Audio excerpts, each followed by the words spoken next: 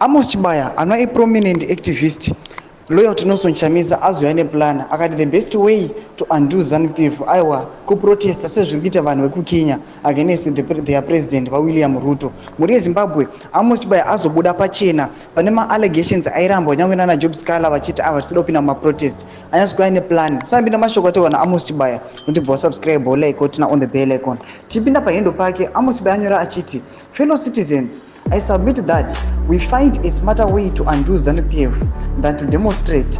Yes, it might work like what Kenyans did yesterday, but we don't want to lose lives anymore. We value lives. We better intensify our peaceful campaigns, uphold accountability, transparency, and unity.